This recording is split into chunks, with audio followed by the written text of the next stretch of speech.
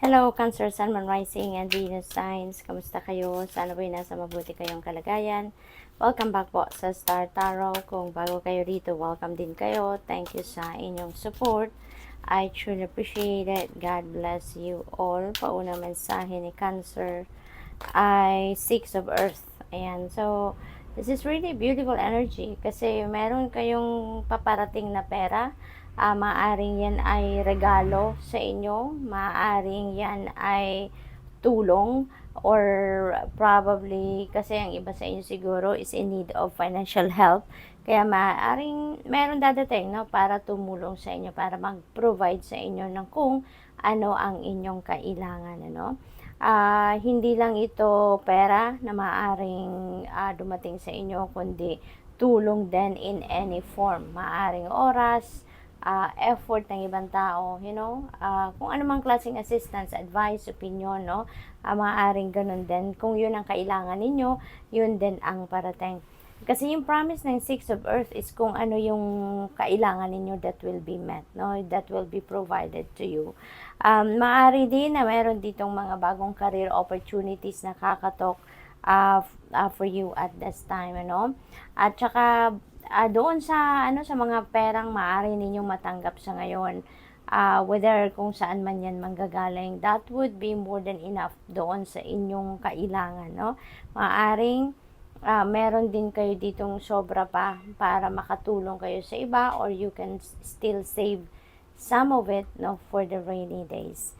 So we also have Ace of Air, no. Aces is new beginning energy, kaya meron ditong bagong sitwasyon, ano, may bagong sitwasyon dito na magsisimula, meron ditong bagong area ng buhay ninyo na magsisimula. Now you're going to start a new beginning. There is going to be a fresh start. There are new ideas, inspiration coming your way as well.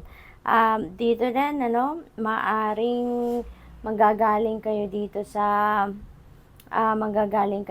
sa isang sitwasyon na medyo challenging, manggagaling kayo dito sa isang sitwasyon na siguro nahirapan kayo, pero ngayon, that is, kumbaga, it will fade away at malalagpasan nyo yan, at yan ay mapagtatagumpayan ninyo. What else? Meron tayong Queen of Water. Ayan, so, you're going to be very passionate sa ngayon, You're going to be very loving, you're going to be very sensitive, intuitive, yung ganun ba? Yung parang ang ano ninyo sa ngayon, parang napakalambot ng inyong puso, and at the same time, napaka maawain ninyo sa ngayon, maaari din, ang iba sa inyo dito is going to provide help for others.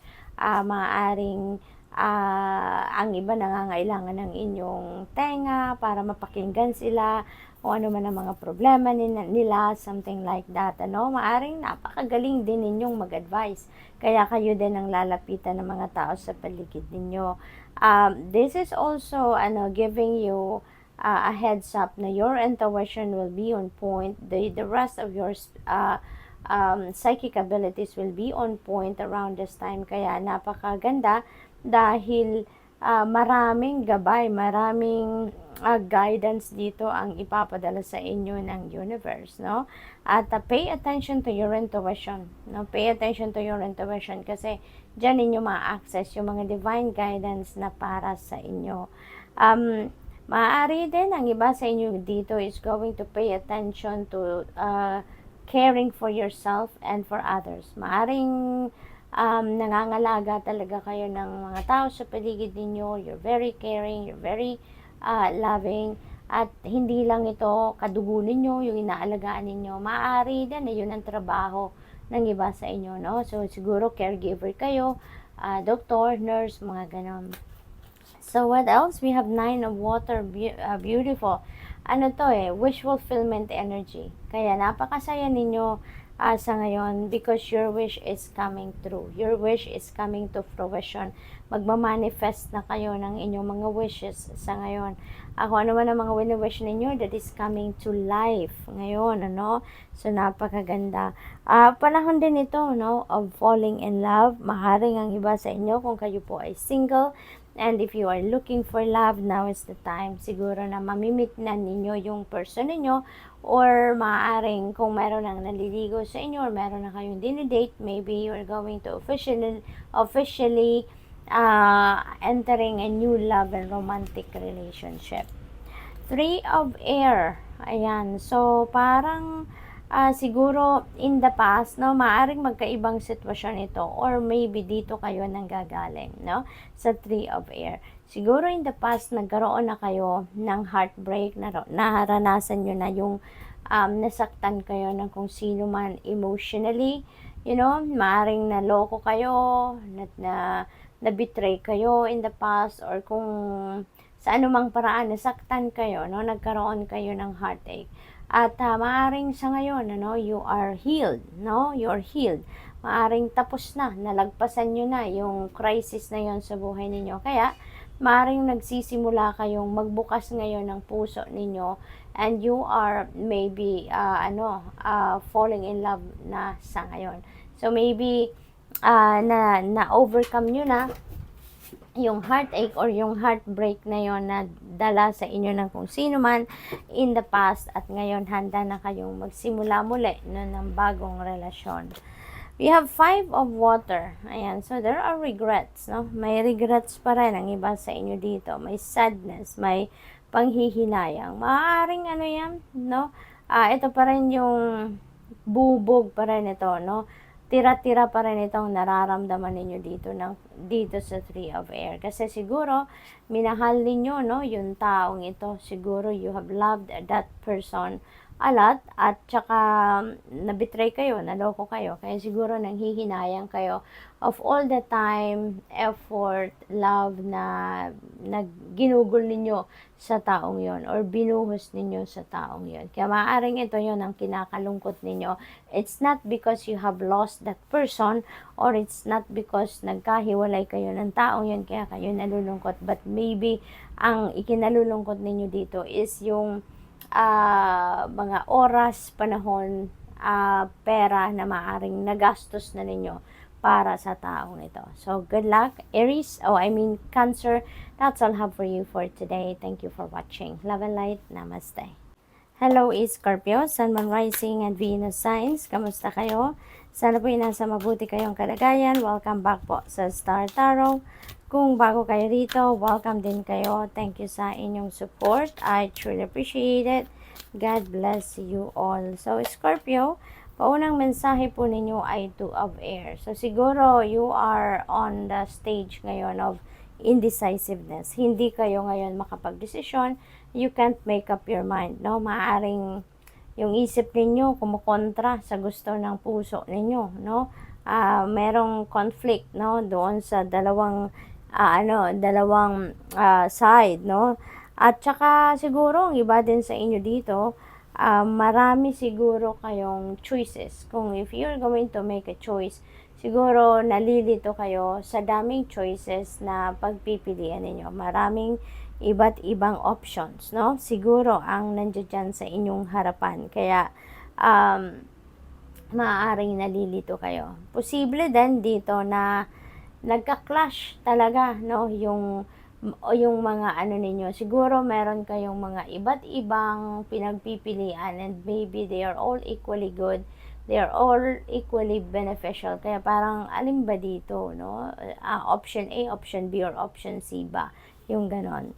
So, tingnan natin ano ba ang ganap. We have awakening. Ayan. So, dito naman, ang advice sa inyo dito is look at things from a different perspective. Kailangan ninyo dito na mag-take a pause muna, mag-time out muna sa kung ano ang iyong pinagkakaabalahan, ano man ang iyong pinag-iisipan, you know. Kailangan ninyo dito na mag-time out muna, stand still, at pakiramdaman ninyo kung ano yung nararapat at kung ano yung hindi. Pakiramdaman ninyo kung ano yung best para sa inyo at alin yung hindi. Kasi maaaring nalilito kayo ngayon dahil siguro focus lang kayo sa kung ano lang ang nandiyan dyan. So, look at things at a different perspective, kasi maaaring may makita kayong ibang path dito. Magkaroon kayo ng ibang idea na maybe yun ang mas magiging mabuti or best para sa'yo. So, what else? We have Four of Earth. Ayan. So, ang iba sa inyo dito, this is warning or parang reminder, no? Para sa inyo na alagaan ninyo ang inyong pera, no? Manage your resources wisely. Kasi siguro hindi ninyo monitor yung in and out ng pera ninyo. Maaring hindi ninyo hindi ninyo nababantayan, kumbaga, kung magkano ang pumapasok at magkano yung lumalabas. So, maybe there is imbalance dito sa in and out ng pera ninyo, no? So, kaya, iniimbitahan kayo dito na bantayan ninyo, no? Pag-aralan ninyong mabuti ang pagmamanage ng inyong pera. Siguro, kailangan ninyo ditong mag-budget or siguro, meron na kayong budget plan pero hindi ninyo nasusunod yun. So, financial discipline din, no, is being asked of you at this time. Queen of Water. Ayan. So, ang iba sa inyo dito, Scorpio, maybe, siguro, you're very sensitive, you're very intuitive, extra pang mas makapangyarihan kayo ngayon in terms of your spiritual powers, no? Yung psychic abilities ninyo are on point sa ngayon. Kaya medyo, kayo ngayon, malakas ang inyong radar, kumbaga. And you are also very loving, very compassionate. Masyado kayong maawain. At kaya siguro kayo yung go-to person ng mga tao sa paligid ninyo. Maaaring kayo yung laging nilalapitan whenever they need some help, whenever they need someone to talk to, whenever they need someone to listen to them. No? So, maaaring kayo ito sa ngayon. What else? We have King of Water. Ayan. So, open your heart and mind to those around you. So, sobra talaga kayong ngayon, matulungin, Ngayon, parang handang-handa kayong tumulong, magbigay ng advice. Siguro yan din ang isa sa, ninyo, sa talent din ninyo, Sa gift ninyo, na napakagaling ninyong magbigay ng advice, napakagaling ninyong magturo, siguro, ng kung ano ang tamang daan na dapat lakaran, ng isang tao. So, you are very compassionate and good listener at the same time. Kaya siguro, kayo lagi yung pinagkakatiwalaan ng mga tao sa mga problema nila. Ikaw yung trusted nila. Ikaw yung go-to person nila kasi nga, nagtitiwala sila sa'yo. They are trusting you with their life stories, no? What else? We have Four of Water. Ayan. So Four of Water, there is an offer sa inyo dito. Maaring ito ay offer ng trabaho.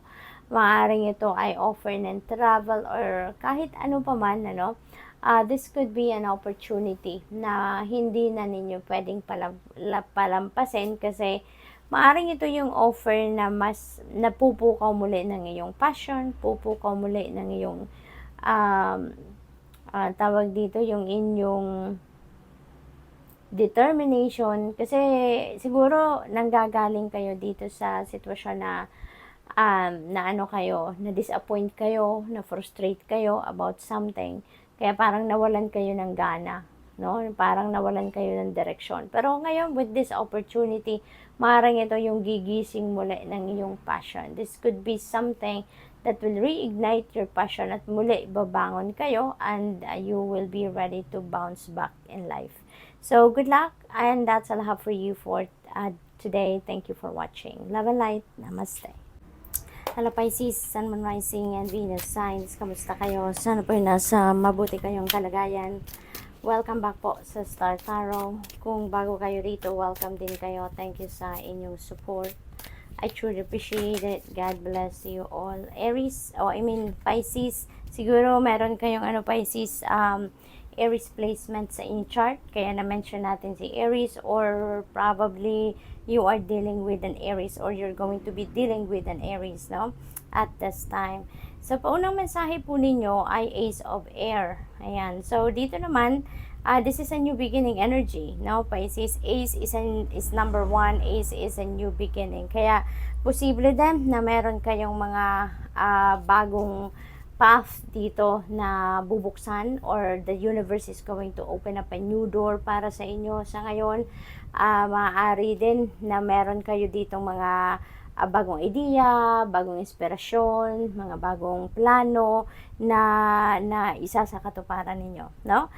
This is also about new beginning wherein siguro nanggagaling kayo doon sa isang chaotic situation or siguro challenging situation. Maaring doon kayo nanggagaling at ngayon parang may hangover pa, kumbaga, kayo doon sa challenging times na pinagdaanan ninyo. Kaya as you head towards a new beginning, parang meron pa kayong konting bubog, no, sa dibdib ninyo. Meron pa kayong konting alam mo yun, yung parang tira-tirang kaguluhan sa isip ninyo. But since you are going to start a new beginning dito and you are being guided ng universe dito, kaya bibigyan kayo dito ng mga bagong inspiration, epiphanies, yung mga gano'n, na makakatulong sa inyo na mag-transition from challenging times to this new beginning na maging peaceful,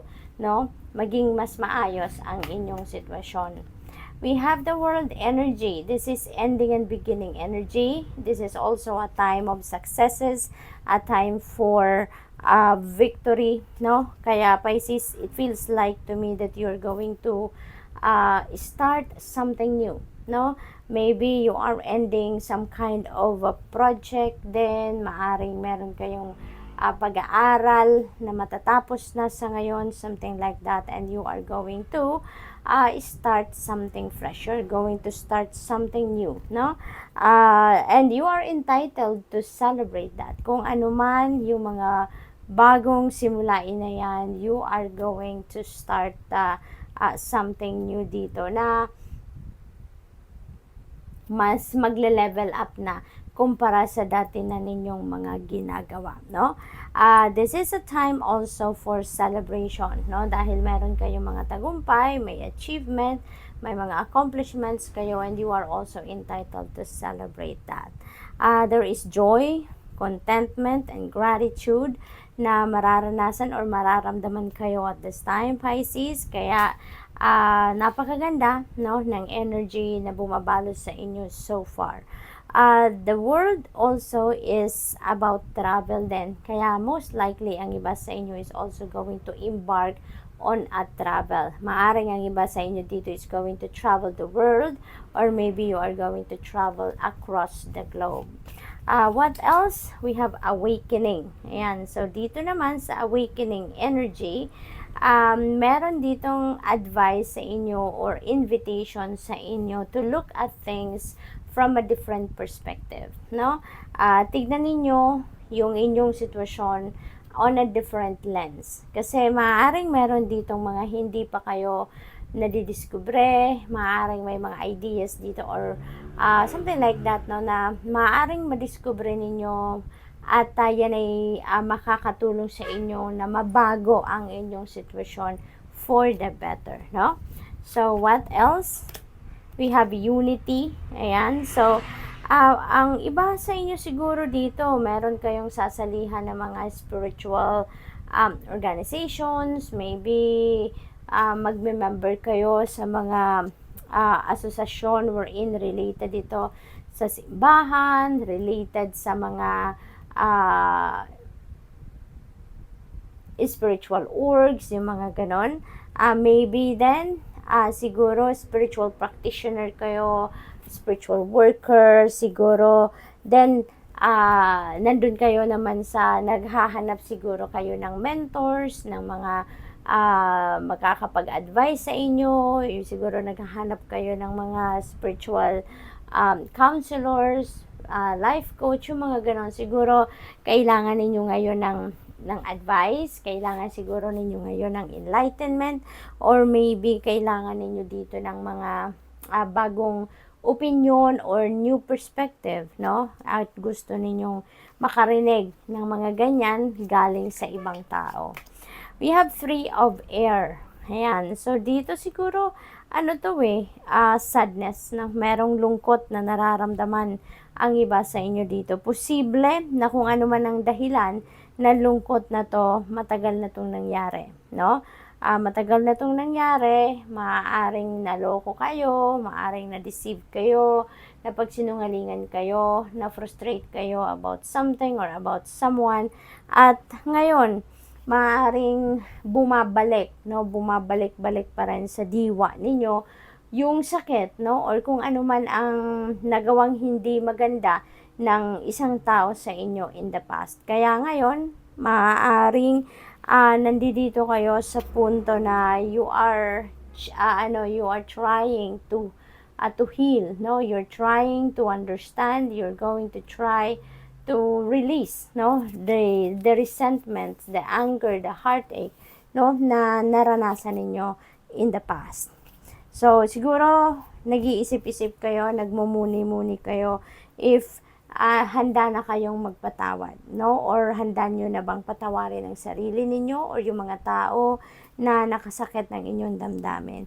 Maaaring ito din yung dahilan, no? Kung bakit kayo naghahanap siguro ng mga taong makakausap, you want to seek for advice, no, of other people, maybe dahil din dito, no? So, what else? We have justice. You are getting what you deserve. Kung ano ang para sa'yo, yan ang makukuha ninyo. Karma is at play dito, Pisces, no? Kasi 'di ba, pag sa karma, kung ano yung itinanim natin, yun ang aanihin natin.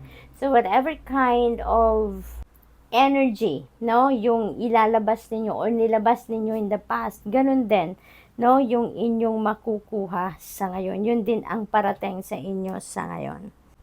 Balance will be back in your life as well sa ngayon, Pisces. Kaya maganda rin, no, yung kakahinatnan ng inyong sitwasyon at this time. Kasi parang eventually magkakaroon na din ng enlightenment kayo, malilinawan na din ang inyong kaisipan, magkakaroon na din kayo dito ng clear direction, no? Kung ano yung klaseng path ang tatahakin ninyo sa ngayon. So, good luck.